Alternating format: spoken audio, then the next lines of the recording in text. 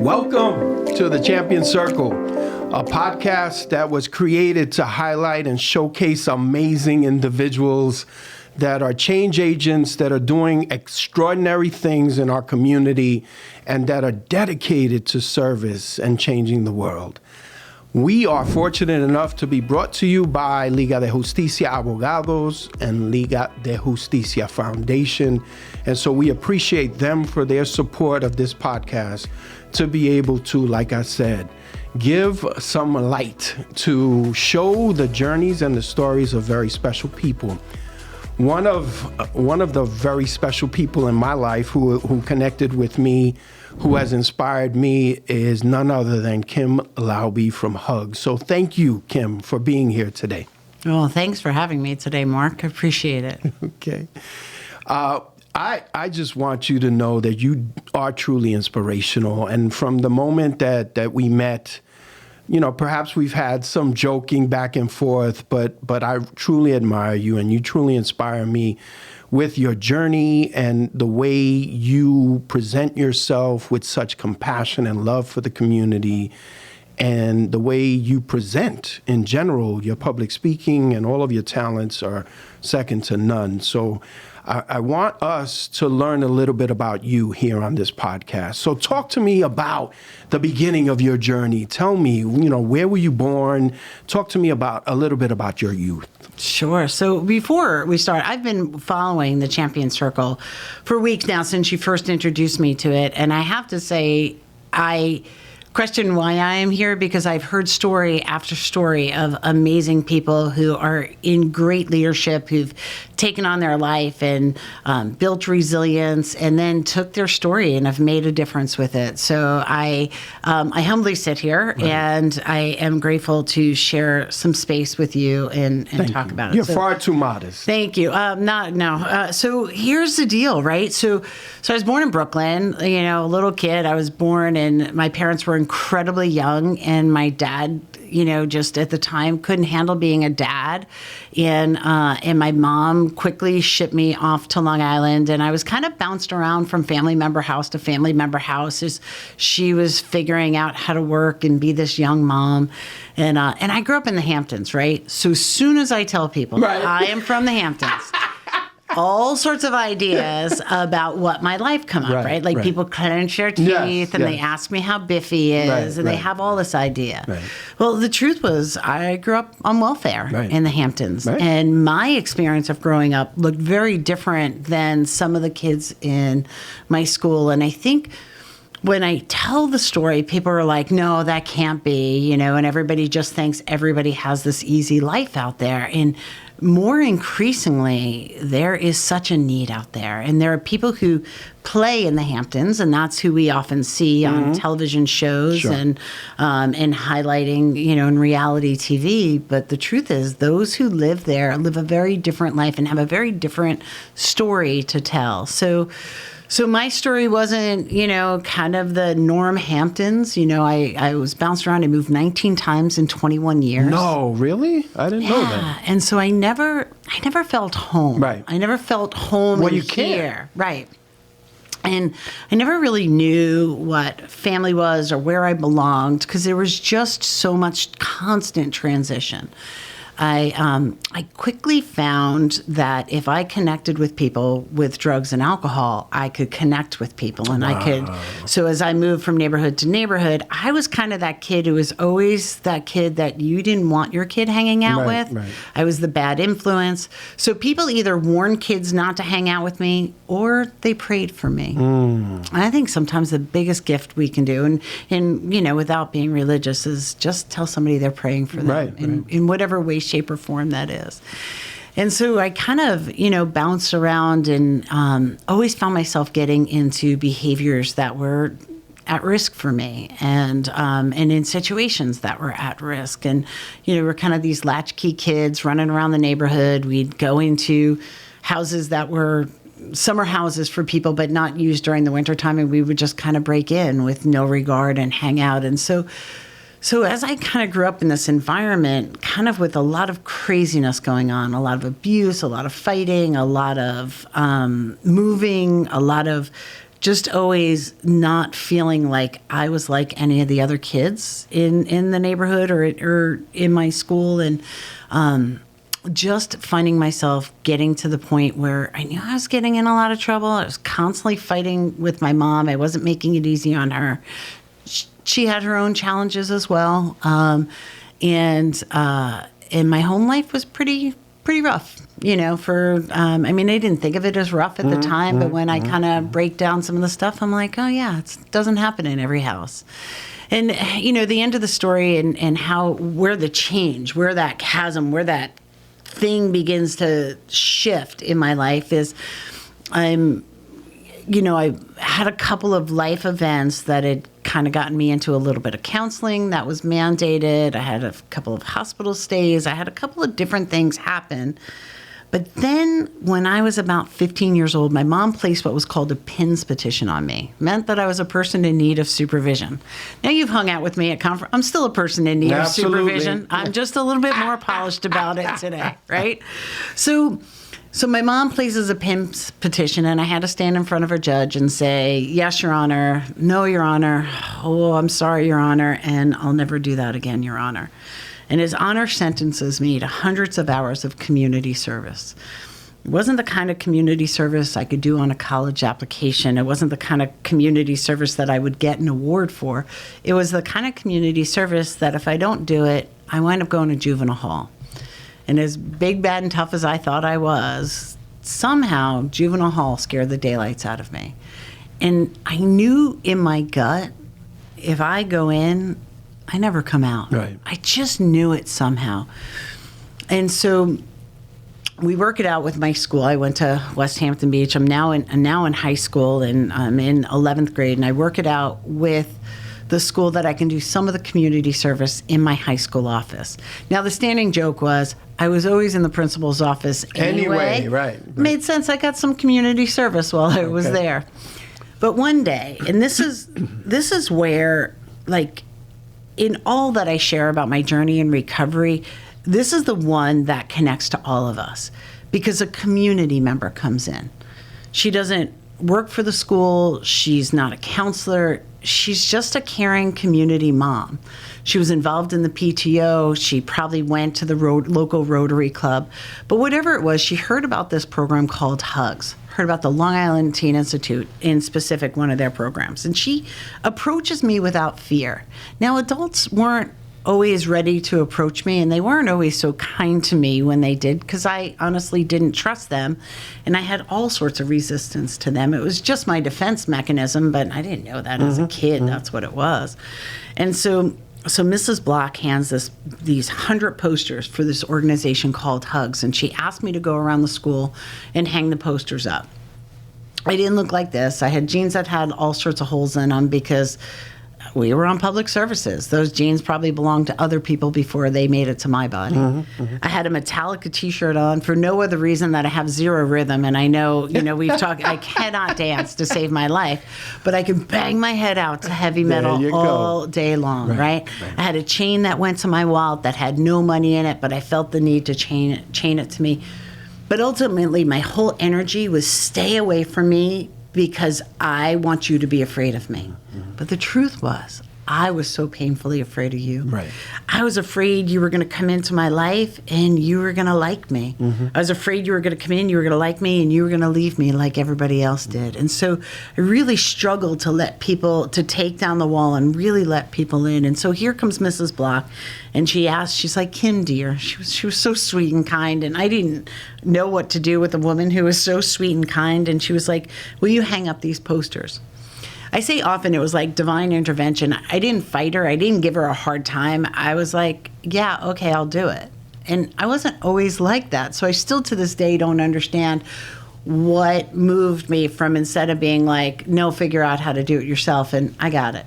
So I started going around the school, hanging up the posters one by one by one. But I'm reading the posters, and the words are kind of like jumping out at me. Talked about going away for a weekend. Kind of loved that idea because I knew the trouble I was getting into at home. Hung up some more posters. It talked about learning to talk about issues that are important to teens.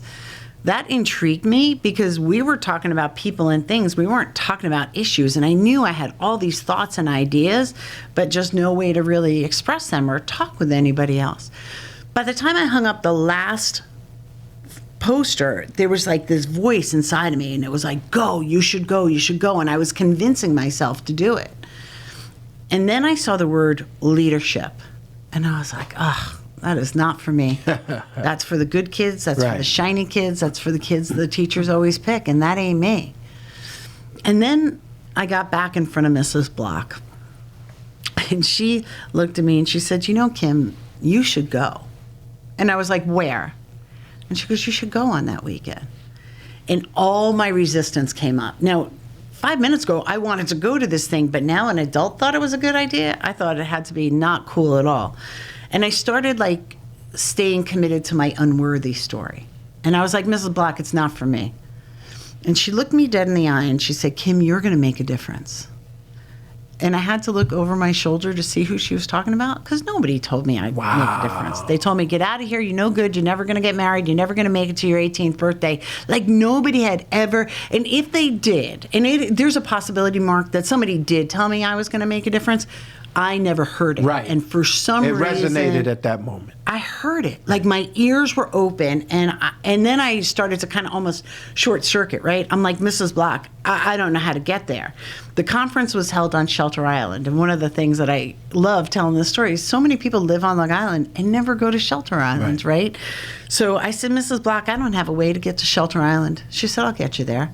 I said, Mrs. Block, I don't have a way to pay for this thing. She said, I'll pay for you. I was like, Mrs. Block, my mommy ain't ever going to let me go to this thing. She said, I'll call her.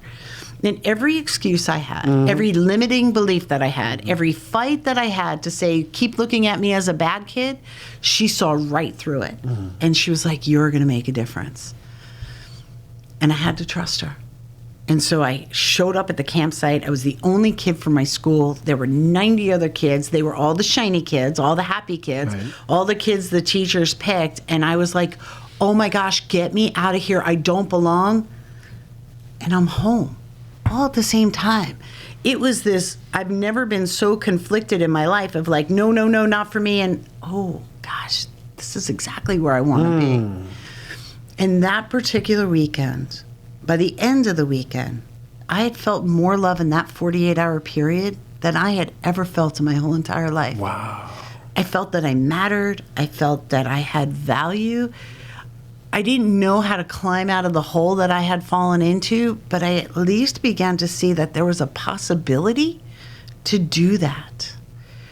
And so, because I never know when to leave the party, I'm now the executive director of that organization today, right? Like you can't kick me out even if you try. Right.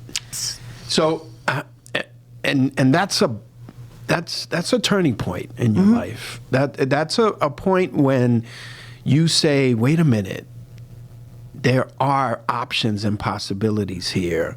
But so you kind of have that turning point and that rebirth, so to speak, right? Emotionally. What's the next step after that? Now you come back, you go back into the same environment. Right? And you're dealing with the same issues.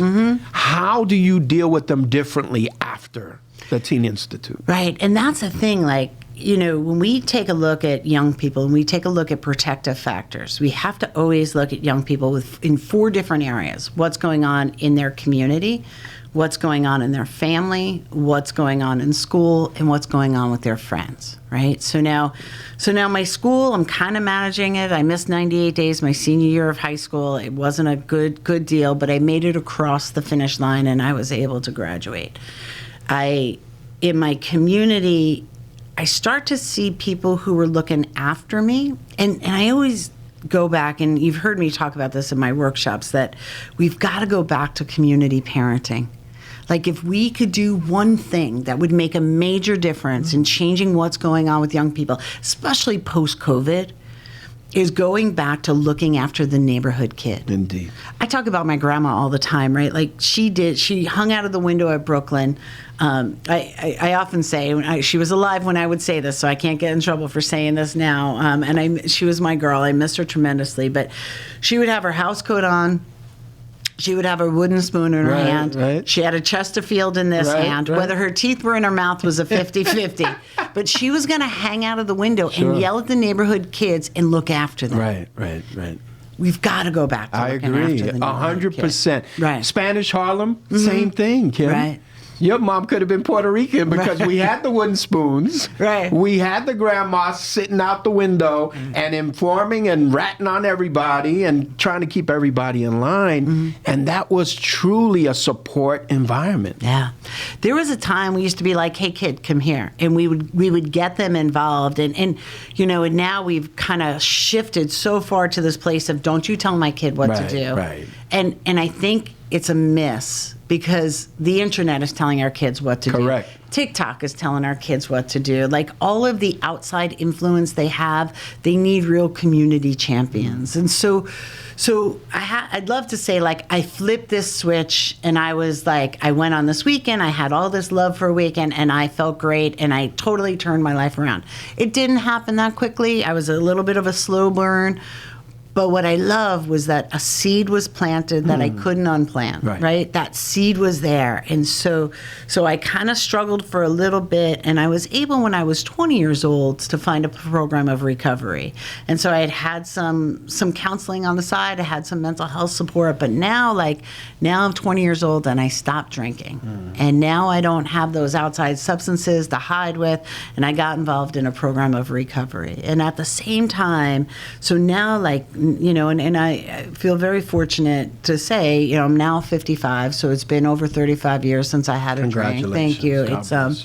I love talking about recovery. I don't think people are comfortable talking about Correct. recovery enough. Correct. I think we need to put a face on it more because people say to me all the time, like, I can't imagine you being an alcoholic, right? Or they're kind of surprised. And I love breaking stigma and letting people know, like, we can be doctors and lawyers and nurses and moms and dads and live beautiful, beautiful lives. And so the combination of early intervention in a prevention program, planting some good prevention seeds.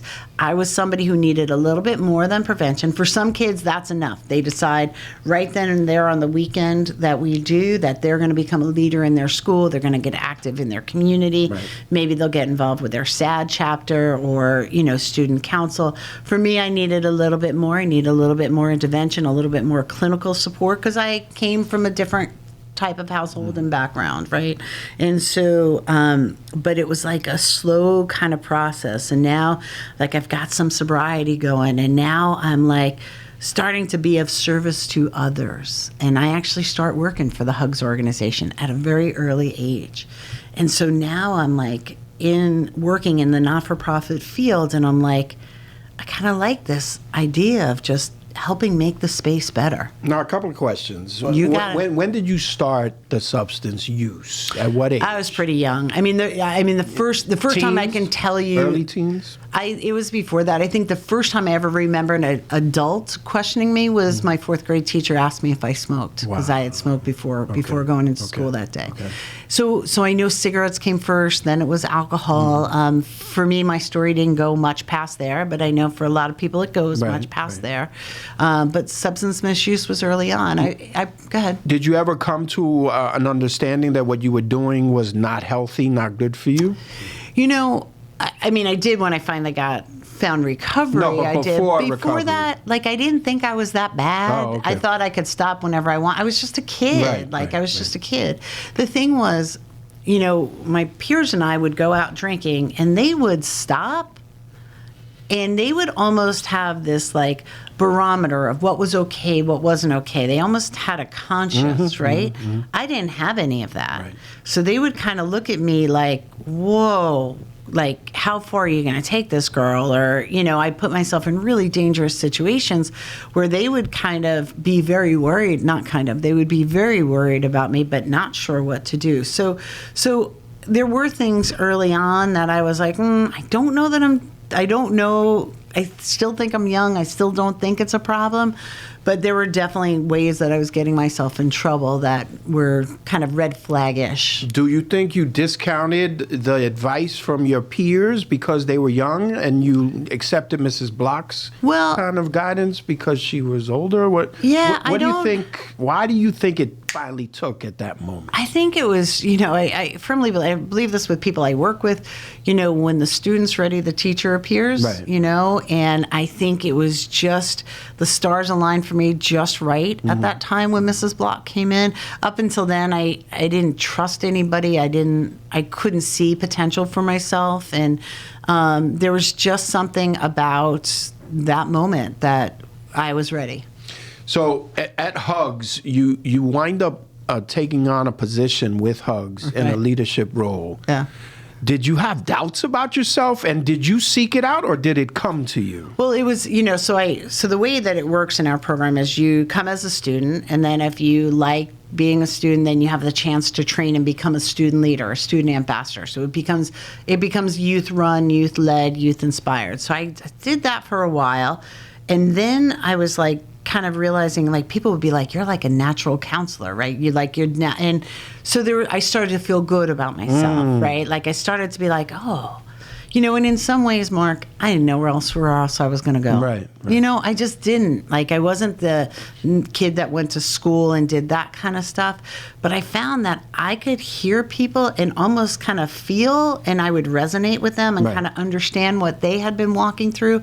And I could find ways to talk about that. Like, I'm kind of known, people tease me all the time, and this is probably why you and I just at the first time I ever met you, people will tell me their life story sitting in an airport. Right. And my friends and my family are like, really? And I'm like, I just love talking to people about their journey.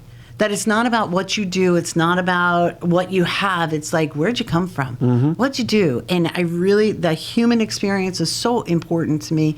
And I have to say that when we really take a look at success in life, a lot of times people think it's our IQ that makes us successful, and the truth is it's our emotional quotient. It's our emotional intelligence. We will find ourselves in leadership positions more. We will actually find ourselves getting raises and getting opportunities to advance more. It's that really understanding that emotional part of ourselves and how we interact with people.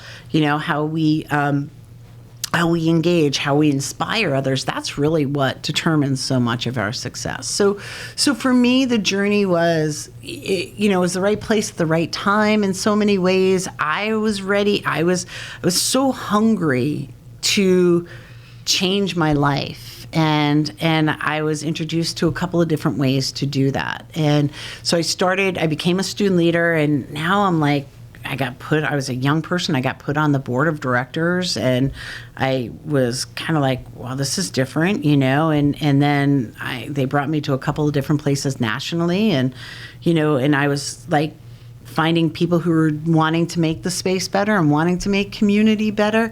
And then I wound up for a short time in my life becoming a drug and alcohol counselor. I worked with an organization doing straight treatment for a while. And that was fine, and I love my friends who do treatment. I love, and we need more treatment providers out there. We need more. For me, I started to create a family. I got married. That was something that was never going to happen to somebody like me. I had kids. That was something that happened I never thought would happen to me. And then, but my heart kept getting called back to do prevention. It kept getting called back to do community work. And so I did a variety of different things. And in 2002, I received a phone call saying the founders of Hugs are retiring, and we'd like for you to consider talking with us about it. And so I've been the executive director since 2002, and we've grown to this beautiful not-for-profit that has many different services and opportunities to not only make individuals better, but make businesses stronger, whether it's team building or just corporate understanding. And then how do we make parents and families and communities healthier and stronger? And we do that in a variety of different ways. That's amazing. So when I look at you and I understand your journey, and the great work that you do, and the amount of work that you put on yourself and your shoulders and your team is extraordinary. The first thing I think of is, at what point did you ever feel overwhelmed? Did you ever get burned out? How are you able to manage the schedule you manage and the responsibilities you have to community, to family, to your sons, to your husband, to Hugs, and then all of the extracurricular stuff that you do with all of the other organizations. Right. I think your question was, when did you realize you were overwhelmed? Probably 40 minutes ago in the parking lot. So here's the truth. There's a lot of work out there to be done. A lot of work out there to be done. And I'm on an airplane every week. I'm speaking every week. I'm, going all over this great country of ours and teaching classes about burnout and vicarious trauma and compassion fatigue. And yet I can feel it at any given moment, right? And I think one of the gifts that I've recognized is that if I'm feeling it, probably somebody else is feeling it too. And so I've learned to be able to put words on it, talk about it in a way that whether you're the president of a, Fortune 500 company or if you're running a not-for-profit, you'll find something in one of my stories or experiences that you'll identify with yourself. So part of what fuels me is resonating with audiences. Part of what fuels me is understanding that, somebody's got to do it. So let's just do it. Right. Now, that doesn't mean that I'm on the verge of burnout. Like if you sat down my amazing staff, they would say she's on the verge of burnout, right? If you sat down my husband, they'd be like, okay, she can be a little crispy. And sometimes our cups are really full with goodness, and that's what fuels us to keep doing more. I'll tell you a real story of last year. I know how to work. I know how to work an 8-hour week. I do that with my eyes closed, right? I have to watch when your passion is so big.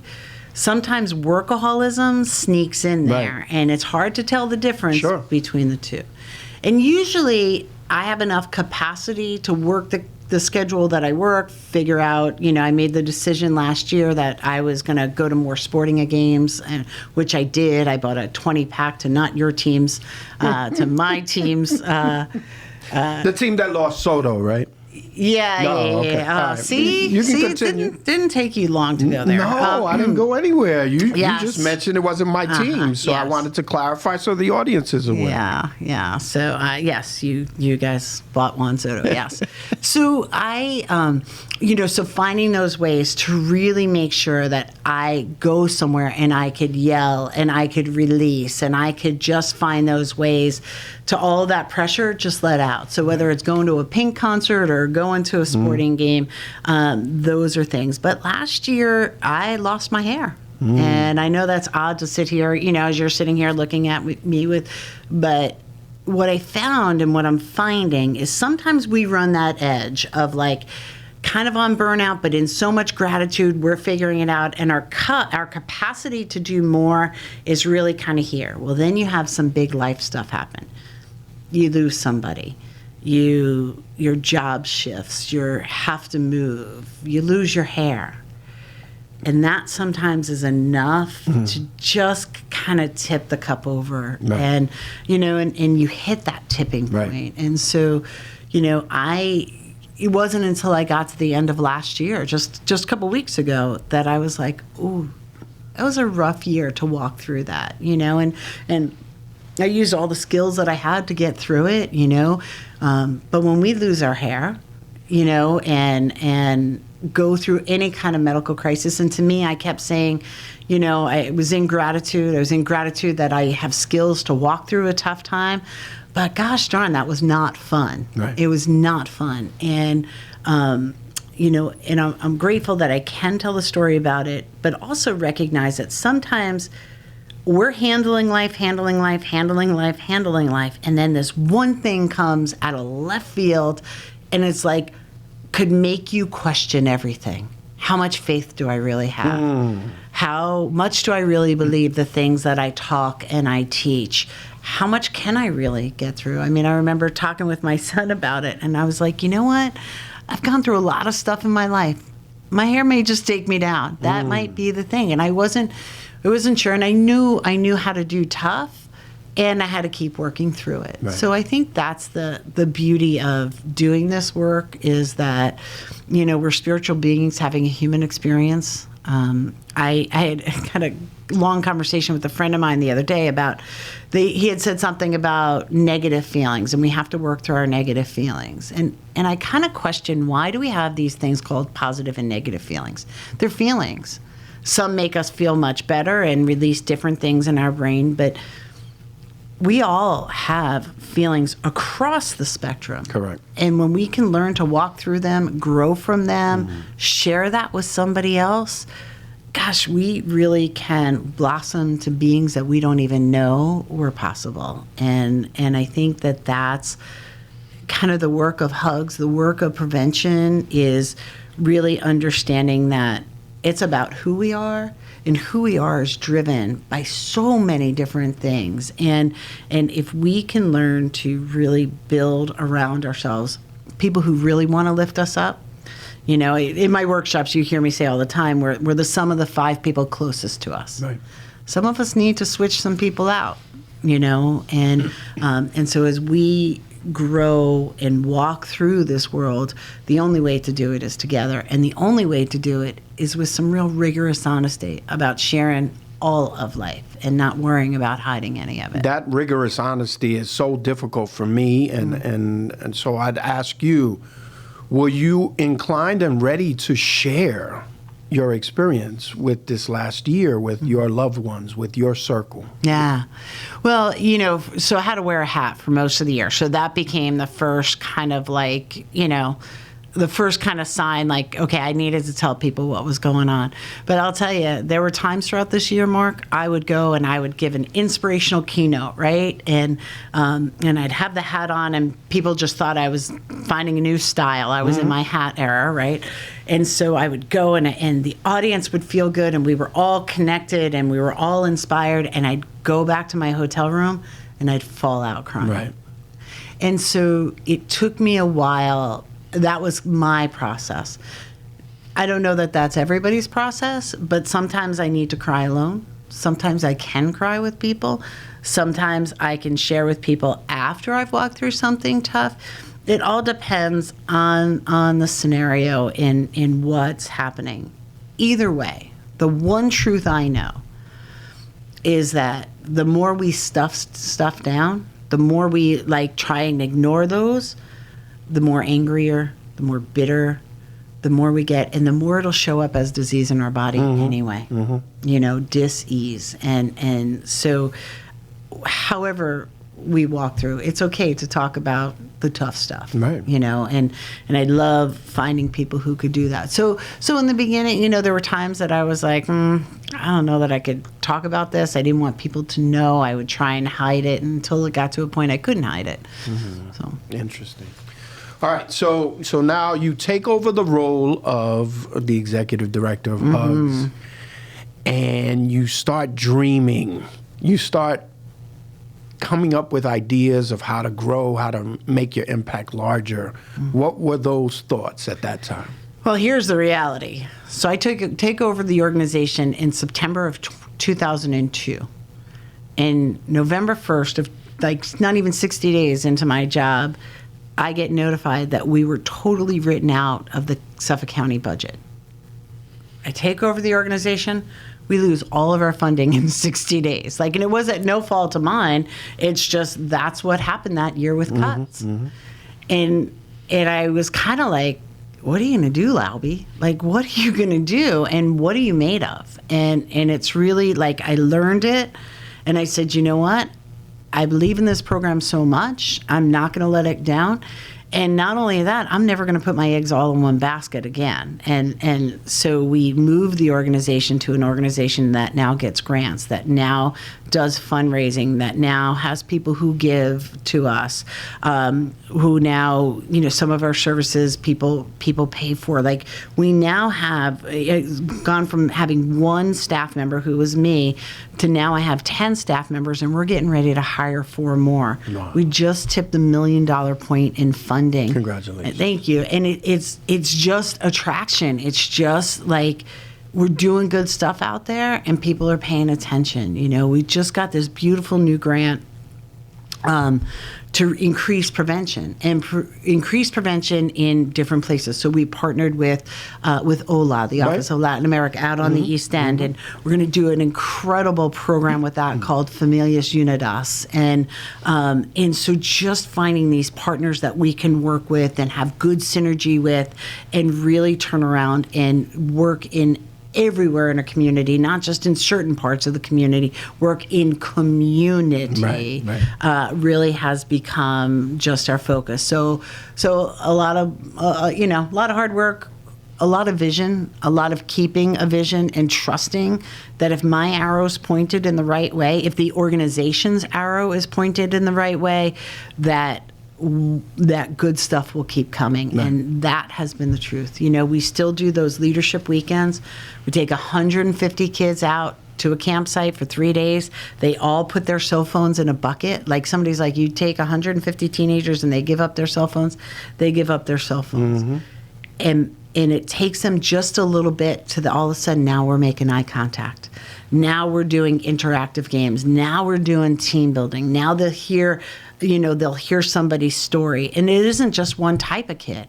It's kids who define the cross-section of the school. You've got your athletes, but you've got your kids who are in chorus. You've got your kids who are involved in student council, and you got your kids who are involved in nothing.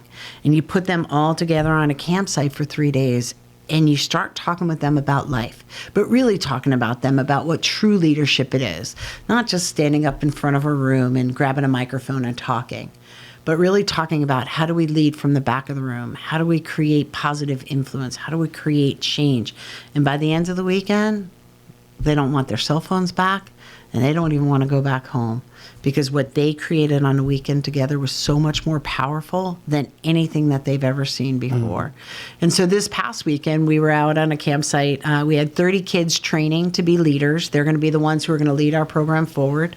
And really, they have all the power to design the program and make the program whatever they want. And they'll do it by realizing how the program positively impacted them and how they want to give back. How do they want to be a servant leader? How do they want to help others come across this threshold and realize all the great stuff that life has to offer? That's I'm inspired, and I'm appreciative of the fact that you definitely have an equitable kind of outreach system, and that's so important to bring diverse groups of individuals, right, and diverse individuals to the table together to talk about progress.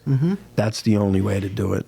And my money's on the youth, hands down, all the time. So many people are so quick to be like, kids these days, and they don't want to work and they don't want to do that. And I'm working with young people who are blowing the doors open to different opportunities, right? And I do reflect on my own. If I had one of those happy, perky little leadership type kids saying, "Come on, Kym, come with me," I probably would have told them to take a hike. I needed to see somebody who knew what it was like to be poor, who knew what it was like to struggle, who had a story of resilience that I could wind up mirroring in myself one day. And that's why when we take a look at our staff, we take a look at the programs we run, we want to make sure that any kid, no matter where they are in the community, they can look up at one of our student leaders and be like, I see myself. And if I can see myself in them, I can see the good in them. And if I can see the good in them, I can see the good in me. That visualization is so key to being able to have them build their self-esteem, right? What other programs are you proud of that are going on at Hugs? Oh, gosh, we have so many right now. So Teen Institute, hands down, is my favorite one. It's our staff favorite one. We go into schools and we do evidence-based programming. We do a program in particular called Too Good for Drugs, Too Good for Violence, where our staff will go in K through 12 and really push good education into the schools. We have programs where we'll go to after-school programs. We have community-based programs. We have programs where we look to turn around and say, how can we make a whole community better, right? So we have a grant to do this thing called Safe in Sag Harbor, and it focuses on the Sag Harbor community. And what that does is it mobilizes the community. And there's community coalitions all over Long Island Safe and Sag Harbor happens to be mine. But there are tons of them, and that's where, right down from the White House, you get money to say, I'm going to make a change in this community. So we have our drug-free communities money. We also run something called the Long Island Addiction Resource Center, and one of the things we found in the height of a substance use crisis, however, it came out of the opioid specific crisis that we were going through, where we have one website called the Long Island Addiction Resource Center, LAARC, where people can find all the prevention, treatment, harm reduction, and recovery supports in Suffolk and Nassau County. And the idea was when people are struggling, the last thing they need to be doing is fumbling through the yellow, searching on, just putting in a Google search on it. This brings them right down to organizations that are funded and governed by New York State OASIS, which means they're the real deal. Right. So people don't get taken advantage of when they're in their most vulnerable spot. So the Long Island Addiction Resource Center, we also partner with an organization called Thrive, which is a product of Family Children's Association. They are a recovery center, and on the East End Recovery Center, we have a staff member who goes in a couple of times a week and makes sure that we're bringing in wellness programming, educational programming, and we're working to give the recovery community tools so that they could live the best life that they can. So whether we're doing corporate speaking or team building, organizational leadership, or we're in schools giving workshops, assemblies, or delivering evidence-based program, our goal is to be in as many different places as we can.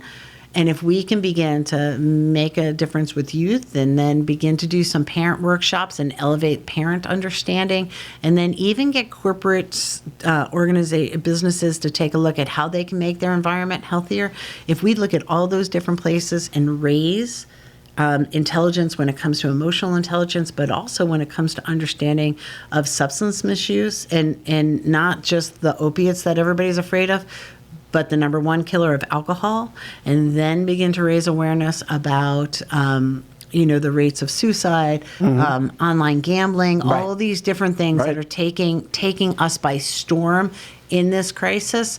If we can begin to make spaces healthier, we all get healthier. Right, and they're not being spoken about. They're not being noticed by the media or by the general public, what have you, right? Yeah, and we talk a lot in an area that we all need to kind of zoom in and take a harder look at is the online gambling. Absolutely. And it's really creating havoc out there, especially with our young males. Young males, right? 14 to 24, the numbers are epidemic proportions, right? Bad. So besides making a monetary donation as being a 501c3 and obviously needing, financial support, what areas could you see those folks who are watching this podcast assist you, whether it be in volunteering or in support services, et cetera? Sure. I mean, one, have us come in and do an in-service, a training, whatever. Have us work with your staff. No matter what, that's something easy we can come. Staff will feel good, you'll feel good, we'll all become a little bit better by working together. So that's one thing. Helping us, we always use volunteers. Our program out on Shelter Island, we can't take 150 kids out unless we have enough adult volunteers. So if you're somebody who likes working with young people, and maybe you don't like working with young people, but you kind of like giving back and you like to cook, feeding 150 kids 6 meals, that's a big Takes a lot of work. Takes a lot. So really just reaching out to us and finding out how you can get involved with a variety of opportunities, to bring us into spaces we haven't reached yet, and also to come to our space and help us in any way, shape, or form. We have a lot of volunteer opportunities. How do they find you? How do my viewers find you on social media or on the internet? So the two biggest places, our organization is www.hugsinc.org, hugsinc.org. That's the first time. That's actually being revamped right now, so some of the information's a tad bit outdated, but if you find us on LinkedIn, on Facebook, on Instagram, on X a little bit. You can find us. You just type in Hugs Inc. and you'll find us. You can also find me personally. My personal page, Kym Laube, is very similar to the Hugs page. We're just all about getting goodness out there wherever we can. And you mentioned some opportunities, employment opportunities for job openings right now. 4 job openings. Talk to us about that. So we've got an executive assistant part-time position that they're getting ready to close that one out because there were so many candidates for that. We've got an opportunity to do a program called Teen Intervene, which is for kids who've gotten in a little bit of trouble but don't necessarily need counseling. Right. That's one. And then the other 2 are for prevention educators. Awesome. The main office is in West Hampton, but it serves all a variety of places in Suffolk, so it's not just an out east program. Right. Are you looking for folks who are bilingual or always? That community is growing, right? So big, and and that's something, we actually just have one of our students started working for us as a paid internship, and she's helping us translate everything and all of our information. So absolutely, there's such a need for that. Okay, awesome. So I always not always, but I sometimes ask some of my guests to give share a little wisdom, give a little advice to the young people who are coming up today, who you are so impressed by, and me as well, right? What would you say to them to inspire them to make a difference the way they're capable of? All right. I think the biggest thing is don't listen to their limiting beliefs. I know that's a double negative, I think, the way I said it, but the truth is, when the committee starts up here telling them that they're not enough, and look, there's so much for them to look out and reflect, and I'm not pretty enough, I'm not this, I'm not that, they need to thank the committee for sharing. And we have what's called a 2-for rule. Anytime you say something negative about yourself or somebody else, you have to say 2 positive things. One to take. I know, Mark. I know, because you're thinking I owe you a lot of this. Ooh, boy, do you owe me. No, I'm just kidding. Anytime we say something negative about somebody, we have to, 1, say something positive that negates the negative thing we said, and then 2, say a second thing that's positive to build and foster self-esteem. That's beautiful. Because our subconscious doesn't understand. Indeed. It can't differentiate between the negative message. And so for young people, you are enough. You are enough, and you are incredible just who you are, and let's together work to make the world a little bit better. Well, I thank you for doing what you do. Like I said when we started, you inspire me. And I know that you and I joke and, we kind of take digs back and forth on occasion, but ultimately I respect you. I admire you. You inspire me. And your iron sharpens my iron. It makes me a better person, and it makes our community a better community. It makes our world a better place. You and your team are extraordinary, and I will forever have your back. And I can truly say from my heart that you are part of our chosen family, and you are a true champion. So thank you for sharing your journey with us today. Thank you. It was an honor to be here, and let's go do good stuff together. That's right. Let's do it. Let's get together. Let's make it happen. Let's make a difference. On behalf of Liga de Justicia Abogados, Liga de Justicia Foundation, we thank Kym Laube and Hugs for everything that they do, the entire team. We ask that you connect with them, that you help change the world with them or any other organization that you believe in. Follow that mission, stay focused on that mission, and refuse to listen to doubt and to naysayers. Make a difference today, tomorrow, forever. And thank you for listening to the Champion Circle podcast. Stay tuned for more.